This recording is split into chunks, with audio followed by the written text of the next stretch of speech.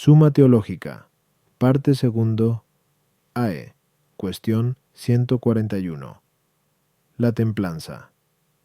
Trataremos ahora de la templanza y, en primer lugar, de la templanza en sí misma. En segundo, de las partes de que consta, Q 143.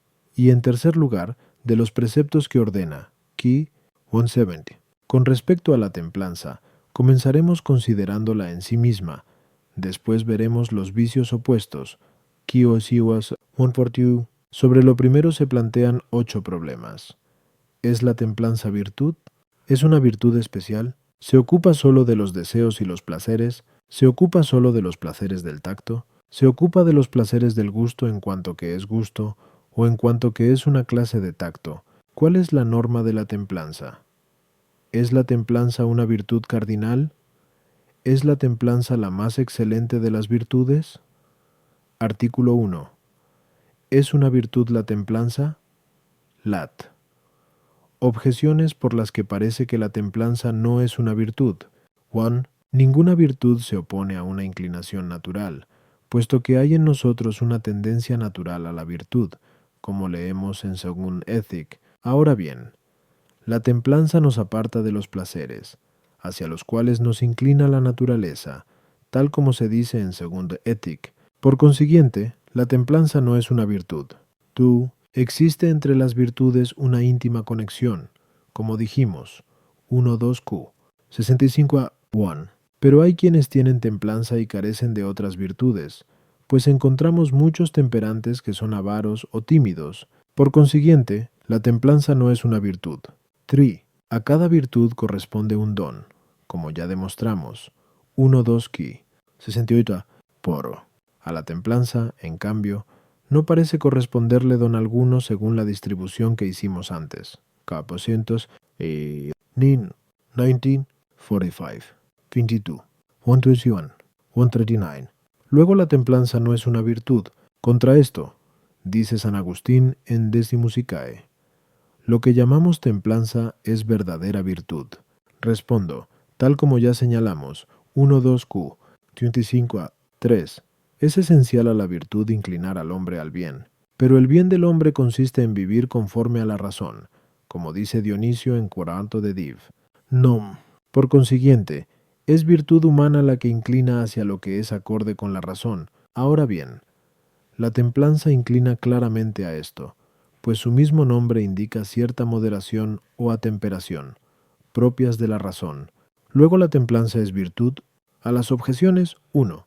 La naturaleza inclina a cada uno hacia lo que le es conveniente, de ahí que el hombre desee, de un modo natural, la delectación que le es conveniente, pero, dado que el hombre, en cuanto tal, es racional, se sigue que los placeres que convienen al hombre son los que se ajustan a la razón. Ahora bien, la templanza no aparta de estos, sino de los que se oponen a la razón. Por consiguiente, es evidente que la templanza no se opone a la inclinación natural del hombre, sino que actúa de acuerdo con ella. Se opone, en cambio, a la inclinación bestial, no sujeta a la razón.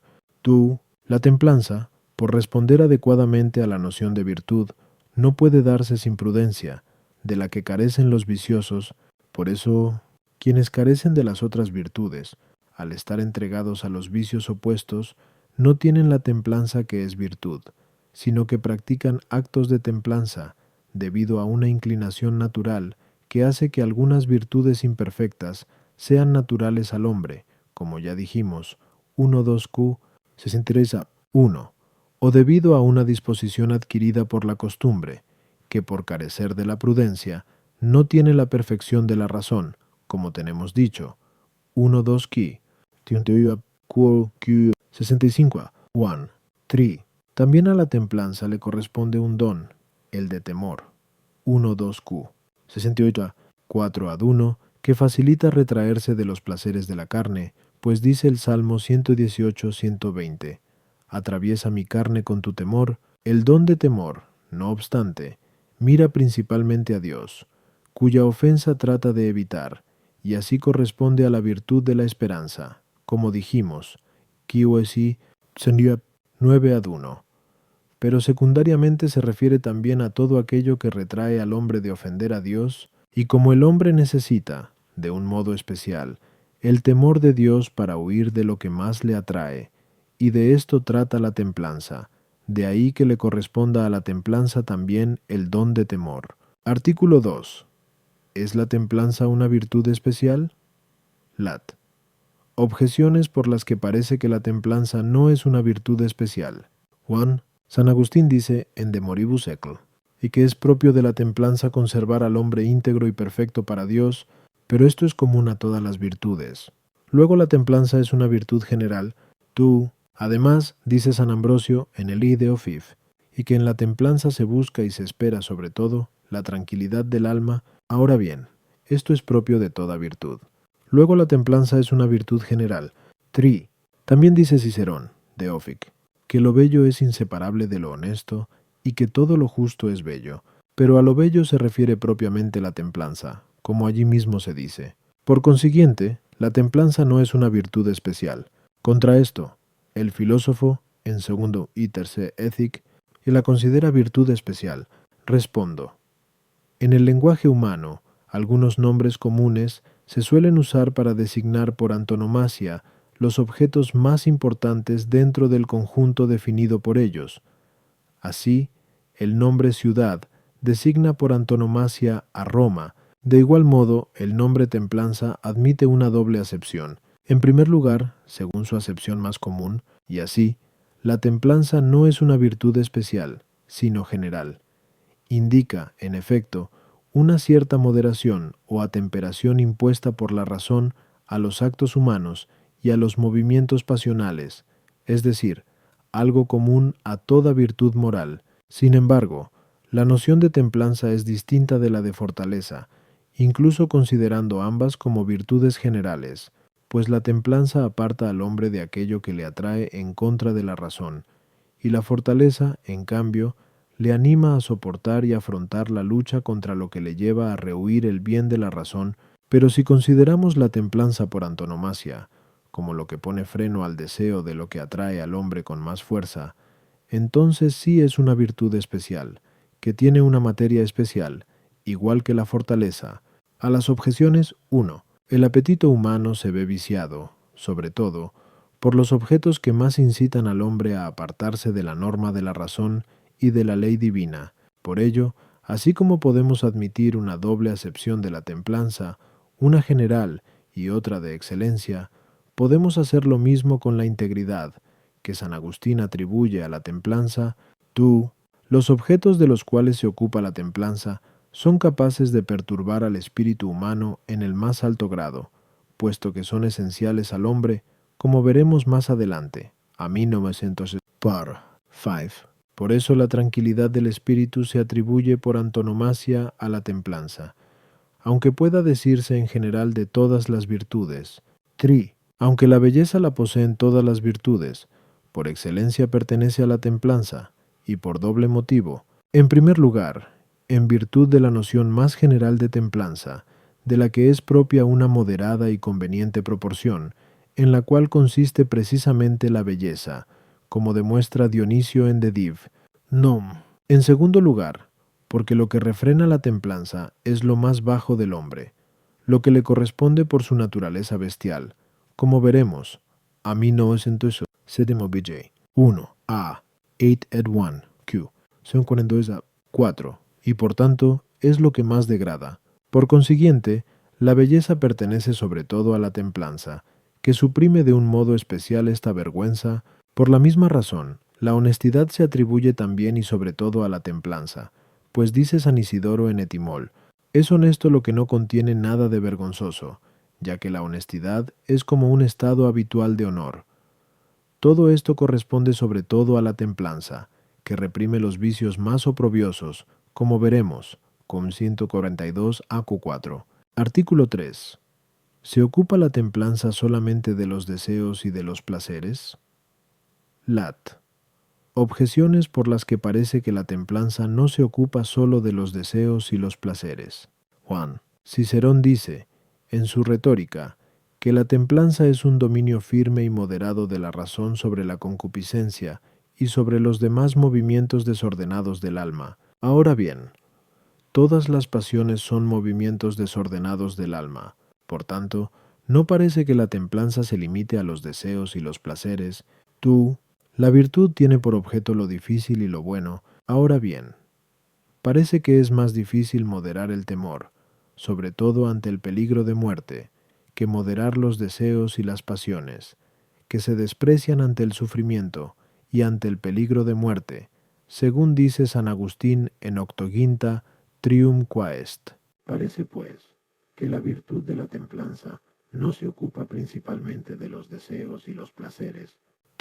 Es propio de la templanza el don de la moderación, como dice San Ambrosio en Ide Offic. Dice también Cicerón en Ide Offic que es propio de la templanza el calmar toda clase de perturbaciones del espíritu y moderar las cosas. Pero conviene moderar no solo los deseos y los placeres, sino también las acciones y otros objetos exteriores. Así, pues, la templanza no se ocupa solamente de los deseos y los placeres. Contra esto, está el hecho de que, según dice San Isidoro en las Etimologías, mediante la templanza se reprimen la voluptuosidad y el placer. Respondo, es propio de toda virtud moral, como dijimos antes. 1-2 qui, 123a, 12 q, 136a, 2. Conservar el bien de la razón contra las pasiones que se oponen a ella. Pero las pasiones ejercen un doble movimiento, según vimos al hablar de ellas. 1-2 q, 23a, 2. Mediante uno, el apetito sensitivo persigue el bien sensible y corporal, y mediante el otro, rehúye el mal sensible y corporal. Ahora bien, el primero de ellos se opone a la razón de un modo particular en cuanto que no es moderado. En efecto, los bienes sensibles y corporales, esencialmente considerados, no se oponen a la razón, sino que, más bien, están supeditados a ella, como instrumentos de los que ella se vale para alcanzar su propio fin. La oposición de estos bienes a la razón radica en el hecho de que el apetito sensitivo los busca de un modo irracional. Por eso es propio de las virtudes morales el moderar esos impulsos que se ordenan a la consecución del bien. Por su parte, el movimiento por el que el apetito sensitivo rehúye el mal sensible se opone de un modo especial a la razón, no por el hecho de carecer de moderación, sino principalmente a causa del efecto que se sigue de él, puesto que cabe la posibilidad de que el hombre, al rehuir el mal sensible y corporal, que a veces acompaña al bien de la razón, se aparte también de éste. Por ello, es propio de las virtudes morales el proporcionar la firmeza necesaria para mantener el bien racional. Por consiguiente, así como la virtud de la fortaleza, a la que es esencial proporcionar firmeza, se ocupa principalmente de la pasión que impulsa a rehuir los males del cuerpo, es decir, del temor y, como consecuencia, de la audacia, la cual afronta los peligros animada por la esperanza de conseguir algún bien. Así también la templanza, que implica una cierta moderación, se ocupa principalmente de las pasiones tendentes al bien sensible, a saber, los deseos y los placeres, y sólo como consecuencia, de la tristeza producida por la carencia de estos deleites. En efecto, así como la audacia presupone dificultades que superar, de igual modo la tristeza es producida por la carencia de los deleites mencionados. A las objeciones 1, tal como ya observamos antes, 1-2 qui, 25a, 1-2, las pasiones, cuyo objeto es la huida del mal, presuponen otras que se ocupan de la búsqueda del bien, y las pasiones del apetito irascible presuponen las del concupiscible. De este modo, dado que la templanza regula directamente las pasiones del apetito concupiscible, que tienen por objeto la consecución del bien, regula igualmente todas las demás pasiones, en cuanto que de regular las primeras se sigue, como consecuencia, la regulación de las segundas. En efecto, quien desea con moderación, es natural que espere también moderadamente, y sufra una moderada tristeza, cuando no posee las cosas que desea. La concupiscencia lleva consigo cierto movimiento impulsivo de la facultad apetitiva hacia el bien deleitable. Este movimiento necesita ser frenado, y eso es precisamente lo que hace la templanza. El temor, en cambio, produce un retraimiento del espíritu frente a algunos males. El hombre necesita cierta firmeza para regularlo, y la fortaleza se la proporciona Por eso es adecuado asignar a la templanza los placeres, mientras que la fortaleza se ocupa de los temores. 3. Los actos externos proceden de las pasiones internas del alma. De ahí que la regulación de los mismos dependa de la regulación de las pasiones internas. Artículo 4. ¿Se ocupa la templanza únicamente de los placeres del tacto? Lat. Objeciones por las que parece que la templanza no se ocupa exclusivamente de los placeres y deseos del sentido del tacto. 1. San Agustín dice que la virtud de la templanza se ocupa de reprimir y calmar los deseos que nos hacen inclinarnos hacia aquellas cosas que nos apartan de la ley de Dios y de los bienes que su bondad nos proporciona. Y, según dice poco más adelante, es oficio de la templanza el despreciar todas las seducciones sensibles y la alabanza del pueblo. Ahora bien, no son los deseos de deleites del tacto los únicos que apartan de la ley de Dios, sino que también lo hacen los deseos de deleites propios de otros sentidos y que forman parte, también, de las seducciones corpóreas. Podemos decir esto mismo del deseo de riquezas o de vanagloria. A este respecto, San Pablo dice, Prinatim 10, que la codicia es la raíz de todos los males. Por tanto, la templanza no se ocupa únicamente de los deseos de deleites del tacto. El filósofo dice en Quibe Ethic que aquel que conserva su dignidad en las cosas pequeñas y dignifica con ellas su vida, posee la virtud de la templanza, pero no la de la magnanimidad. Pero los honores, pequeños o grandes, de los que habla allí, no son el objeto de un deleite del tacto, sino del conocimiento por parte del alma. Luego la templanza no se ocupa tan solo de los deleites del tacto. 3. Y también parece natural que constituyan la materia de una virtud todas las cosas que pertenecen a un mismo género, pero todos los deleites de los sentidos parecen pertenecer a un único género. Por consiguiente, todos son objeto, de igual modo, de la virtud de la templanza. Los deleites espirituales son más intensos que los corporales, como dijimos antes. 1.2q. 31. 5. Al hablar de las pasiones. Pero hay quienes, a veces, por el deseo de los deleites espirituales, se apartan de la ley de Dios y de la virtud. Tal es el caso de la curiosidad científica, de ahí que el diablo prometiera al primer hombre la ciencia cuando le dijo, Gen 3.5, seréis como dioses, conocedores del bien y del mal. Por tanto, la templanza no se ocupa únicamente de los deleites del sentido del tacto. Si los deleites del tacto fueran la materia propia de la templanza, ésta se ocuparía de todos ellos. Pero no se ocupa de todos, pues quedan fuera de su alcance, por ejemplo, los placeres que proporciona el juego. Luego los placeres del tacto no son la materia propia de la templanza. Contra esto, está el hecho de que Aristóteles, en Terce Ethic, dice que son objeto propio de la templanza los deleites del tacto. Respondo, como dijimos arriba, a 3. Existe entre la templanza y los deseos de placeres la misma relación que entre la fortaleza y los movimientos de temor y de audacia. Ahora bien, la audacia se ocupa de dichos temores y audacias que tienen por objeto los mayores males, que acaban con la naturaleza humana, a saber, los peligros de muerte. Luego también la templanza debe ocuparse de los deseos de los mayores deleites, y puesto que el deleite es producto de una operación natural, será tanto más vehemente cuanto brota de operaciones más naturales. Pero las operaciones animales más naturales son aquellas que hacen que la naturaleza del individuo se conserve gracias a la comida y a la bebida, y que la naturaleza de la especie se conserve mediante los placeres sexuales. Por eso son materia propia de la templanza, tanto los placeres de la comida y la bebida como los placeres sexuales. Como dichos placeres pertenecen al sentido del tacto, podemos afirmar que la templanza tiene por objeto propio los deleites del tacto. A las objeciones, 1. San Agustín, en el lugar citado, no parece considerar la templanza como una virtud especial que se ocupe de un objeto específico, sino en cuanto que se ocupa de moderar la razón en cualquier materia, lo cual es aplicable al concepto general de virtud. Podríamos responder también que aquel que es capaz de reprimir los mayores deleites podrá, con mayor motivo, refrenar los deleites menores. Por ello pertenece a la templanza, de un modo propio y principal, regular los deseos de los deleites del tacto, pero, de un modo secundario, otros deseos, tú, Aristóteles, en el lugar citado, aplica el nombre de templanza a la moderación de las cosas externas.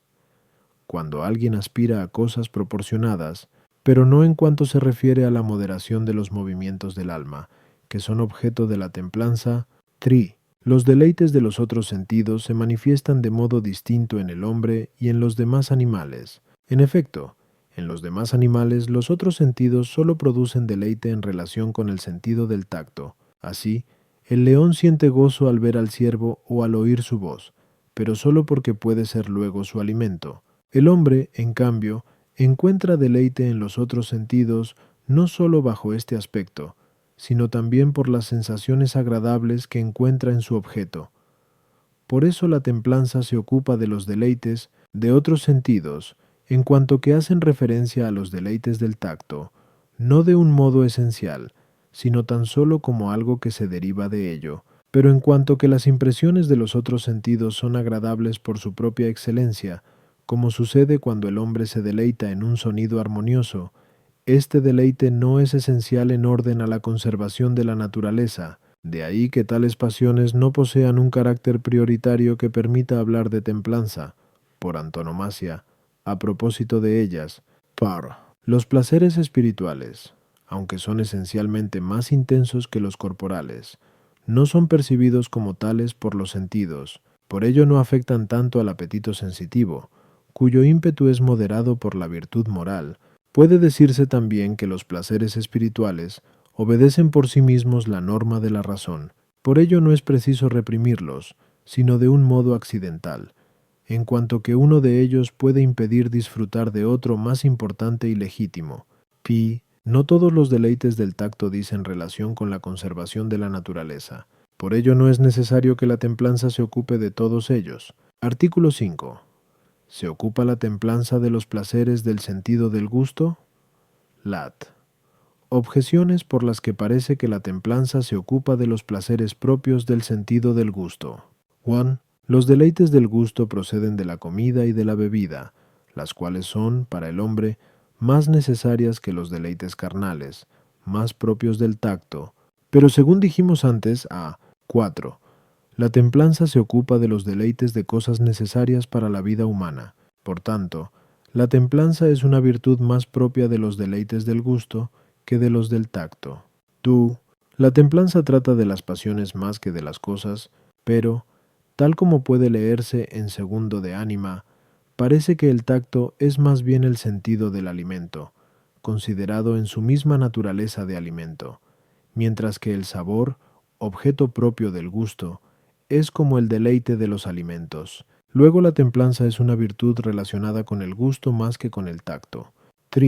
Tal como leemos en Semi-Ethic, es uno mismo el objeto de la templanza y de la intemperancia, de la continencia y de la incontinencia, de la perseverancia y de la molicie, siendo ésta un vicio que busca los placeres refinados. Ahora bien, a esos placeres refinados parece pertenecer el deleite que se halla en el sabor de las cosas, el cual es objeto del gusto. Por consiguiente, la templanza se ocupa de los deleites del gusto. Contra esto está lo que dice el filósofo, que la templanza y la intemperancia parecen hacer un uso escaso o nulo del gusto. Respondo, como vimos antes, 4. La templanza se ocupa de los deleites más importantes, los cuales están relacionados con la conservación humana, bien sea en la especie o en el individuo, pero tanto en una como en otro podemos considerar un elemento principal y otro secundario. Es elemento principal el uso de las cosas necesarias, tales como la mujer, necesaria para la conservación de la especie, o la comida y la bebida, que se precisan para la conservación del individuo. El uso de estas cosas necesarias lleva consigo un cierto deleite esencial. Por el contrario, es cosa secundaria toda añadidura a este uso esencial, que lo hace más agradable. Tales son la belleza y los adornos de la mujer, o el buen sabor y olor de los manjares. De ahí que la templanza se ocupe principalmente del deleite del tacto, causado naturalmente por el uso, mediante el tacto, de cosas necesarias. Ahora bien, Los deleites producidos por el gusto, el olfato o la vista son objeto secundario de la templanza, en cuanto que el placer de estos sentidos contribuye a aumentar el deleite en el uso de cosas necesarias propias del tacto, pero como el gusto está más próximo al tacto que los otros sentidos, podemos decir que la templanza se extiende a él más que a los otros. A las objeciones 1. El uso de la comida y el deleite que de él se deriva pertenecen al tacto. Por eso dice el filósofo, en segundo de ánima, que el tacto es el sentido del alimento, pues nos alimentamos de manjares calientes y fríos, húmedos y secos, pero corresponde al gusto la distinción de los sabores que fomentan el placer de la comida, en cuanto que dichos sabores son signos del buen estado de los alimentos. El deleite producido por el sabor es algo como sobreañadido, mientras que el del tacto se sigue necesariamente del uso de la comida y la bebida. 3. Los placeres refinados radican esencialmente en la sustancia de la comida, y sólo secundariamente en el sabor exquisito y en la preparación de los manjares. Artículo 6. ¿Ha de regirse la templanza por las necesidades de la vida presente? Lat. Objeciones por las que parece que la norma de la templanza no debe tomarse de las necesidades de la vida presente. 1. Nunca un principio superior debe ser regulado por otro inferior. Como la templanza es una virtud del alma, es superior a las necesidades corporales. Luego de estas no debe tomarse la norma para la templanza. Quien traspasa la norma peca. Luego, si admitimos que la necesidad corporal es la norma de la templanza, habremos de admitir también que todo aquel que disfrute del placer sobrepasando las necesidades de la vida, la cual se contenta con poco, pecaría contra la templanza, lo cual no puede admitirse. Y además, quien se atiene a la norma no peca. Por consiguiente, si la necesidad corporal fuera la norma de la templanza, todo aquel que hiciera uso de un placer para remediar una necesidad corporal, para curarse, por ejemplo, estaría libre de pecado, lo cual parece falso, sigúese por consiguiente que la necesidad corporal no ha de ser la norma para la templanza. Contra esto está que San Agustín, en su obra De Moribus Eccles, dice: el hombre que posee la templanza encuentra en los dos testamentos la norma que ha de seguir en las cosas de esta vida, de tal modo que no ame ni considere apetecible por sí misma ninguna cosa, sino que haga uso de todas ellas conforme a las necesidades y deberes de esta vida, con la moderación del usufructuario, y no con la pasión del amante. Respondo, como ya quedó demostrado antes, que 12. El bien de las virtudes morales reside principalmente en el orden de la razón, ya que el bien del hombre consiste en vivir según la razón, como dice Dionisio en Cuarto de Dive. Ahora bien, el principal orden de la razón consiste en dirigir las cosas a su fin, y en este orden consiste esencialmente el bien de la razón.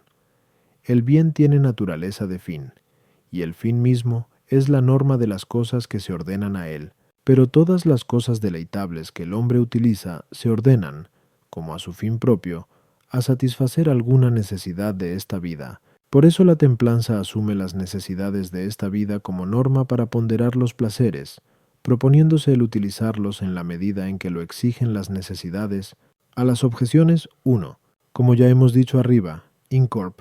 Las necesidades de esta vida pueden considerarse como norma en cuanto que son fines, pero debemos tener en cuenta que a veces es distinto el fin de la gente y el fin al que tiende la obra intrínsecamente. Así, por ejemplo, el fin de una construcción es la casa, mientras que el fin del constructor es, a veces, el lucro. De un modo semejante, el fin y la norma de la templanza es la felicidad, mientras los de las cosas que utilizamos son las necesidades de la vida humana, a las cuales se supeditan las cosas utilizadas. Las necesidades de la vida humana admiten una doble acepción. Una, tomando como necesario aquello sin lo cual una cosa no puede existir en absoluto. El alimento para el animal, por ejemplo. Otra, si consideramos como necesario aquello sin lo cual una cosa no puede existir adecuadamente. La templanza toma en consideración ambas acepciones. Y así el filósofo dice que el hombre que posee la templanza desea los placeres en orden a su salud y bienestar. En cuanto a otras cosas que no son necesarias, pueden presentarse bajo un doble aspecto. Algunas son inconvenientes para la salud o para el bienestar, y el hombre que posee la templanza no las utiliza, porque ello equivaldría a pecar contra ella. Pero utiliza moderadamente, según las circunstancias del lugar, tiempo y costumbres, otras que no se oponen a la salud ni al bienestar. Por eso añade Aristóteles, en el mismo lugar, que el hombre que posee la templanza desea otros placeres no necesarios para la salud y el bienestar, en cuanto que no son contrarios a estos bienes. Como dijimos antes, ad 2, la templanza considera la necesidad como conveniencia para la vida no sólo por parte del cuerpo, sino por parte de los bienes externos, como pueden ser las riquezas y las dignidades, y, en mucho más alto grado, las conveniencias de la honorabilidad.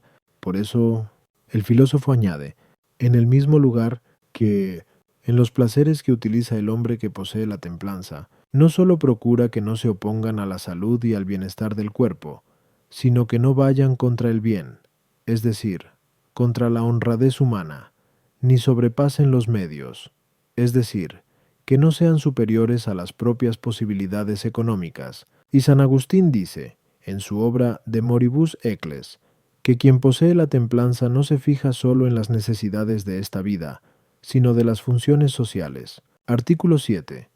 ¿Es la templanza una virtud cardinal? Lat. Objeciones por las que parece que la templanza no es una virtud cardinal. 1. El bien de las virtudes cardinales depende de la razón, pero la templanza considera los objetos más alejados de la razón, a saber, los placeres por los cuales somos semejantes a los animales, tal como se dice en Tresa Ethic. Luego la templanza no parece ser una virtud principal. Cuanto más impetuoso es algo, tanto más difícil parece el refrenarlo. Ahora bien, la ira, que es moderada por la mansedumbre, parece más impetuosa que la concupiscencia, que es moderada por la templanza, puesto que leemos en Prov. 27:4, la ira no tiene misericordia, ni mucho menos el furor que la hace estallar. ¿Quién podrá contener el ardor de un ánimo encolerizado? Luego la mansedumbre parece ser una virtud más excelente que la templanza. Parece que la esperanza es un movimiento del alma más importante que el deseo o la concupiscencia, como dijimos arriba, 1-2Q, 25, por. Y como la humildad refrena la presunción de una esperanza inmoderada, parece que dicha virtud es más excelente que la templanza, la cual refrena la concupiscencia. Contra esto está que San Gregorio, en su segundo moral, que coloca la templanza entre las virtudes principales. Respondo, tal como dijimos arriba, Ki 123, 11, 1-2Q 61, 3, 4, se llama virtud principal o cardinal a aquella que posee en un grado eminente alguna de las características asignadas a la noción de virtud. Ahora bien, la moderación, necesaria en toda virtud, es especialmente digna de elogio cuando se ejerce sobre los deleites del tacto, que son objeto de la templanza. En efecto, tales deleites nos son más connaturales, y por tanto es más difícil abstenerse de ellos y refrenar los deseos de los mismos, y además sus objetos son más necesarios para la vida presente, como dijimos antes. Por eso consideramos a la templanza como virtud principal o cardinal.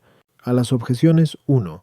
Tanto mejor se manifiesta la fuerza de una causa cuanto más lejos puede extender su influjo, por ello, la fuerza de la razón se muestra mejor, dado que puede moderar incluso los deseos y deleites más lejanos. Es aquí donde debemos ver la principal característica de la templanza. El arrebato de cólera lo provoca una causa accidental, como puede ser una injuria que nos entristece. Por eso es pasajero, aunque aparezca con gran impetuosidad. Pero los movimientos producidos por el deseo de placer del tacto brotan de una causa natural, de ahí que sean más frecuentes y duraderos. En consecuencia, el refrenarlos ha de pertenecer a una virtud más excelente. El objeto de la esperanza es más noble que el de la concupiscencia, y por eso la esperanza es la pasión principal del apetito irascible, Pero el objeto de la concupiscencia y del apetito del tacto mueven con más vehemencia al apetito, al ser dicho objeto más natural. Por eso es virtud principal la templanza, que modera ese movimiento. Artículo 8. ¿Es la templanza la más excelente de las virtudes? Lat. Objeciones por las que parece que la templanza es la más excelente de las virtudes. Juan San Ambrosio, en Ideofic, y dice que la templanza es la que busca más que cualquiera otra lo honesto. Contempla y busca lo que es hermoso. Ahora bien, como la virtud es tanto más digna de encomio cuanto más honrosa y bella, sigúese que la templanza es la más excelente de las virtudes.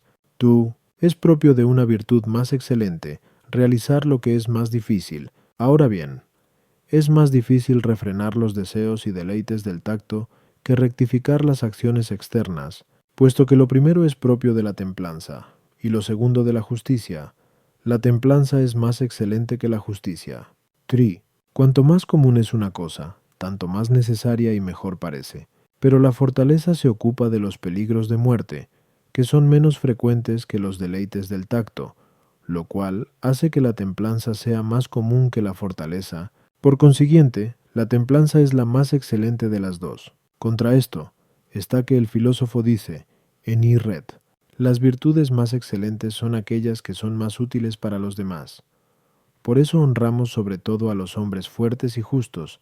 Respondo, como dice el filósofo en Ethic, el bien de la multitud es más divino que el bien del individuo. Por ello será tanto más excelente una virtud cuanto más busque el bien de la multitud. Ahora bien, la justicia y la fortaleza miran al bien de la multitud más que la templanza. La justicia se ocupa de las relaciones con los demás, y la fortaleza tiene como objeto los peligros de guerras sostenidas por el bien común. La templanza, en cambio, sólo modera los deseos y los deleites de cosas pertenecientes al hombre en cuanto individuo. Por tanto, es claro que la justicia y la fortaleza, sólo superadas por la prudencia y por las virtudes teologales, son virtudes más excelentes que la templanza. A las objeciones 1. La templanza trata de la honestidad y de la belleza de un modo más eminente que las demás virtudes, no por el bien que aporta, sino por la torpeza del mal opuesto. En cuanto que modera los deleites por los que nos asemejamos a los animales, tú, puesto que la virtud se ocupa de lo difícil y lo bueno, la dignidad de una virtud se mide por razón del bien, en el cual la justicia es superior, antes que por razón de la dificultad, en la cual es superior la templanza. Tri. La razón común, por la cual una cosa pertenece a una multitud de hombres, es más importante que la comunidad debida a la frecuencia con que una cosa ocurre. Bajo el primer aspecto es superior la fortaleza, bajo el segundo, la templanza. De ahí que, absolutamente hablando, sea superior la fortaleza, aunque bajo ciertos aspectos puede decirse que la templanza es superior no sólo a la fortaleza, sino incluso a la justicia.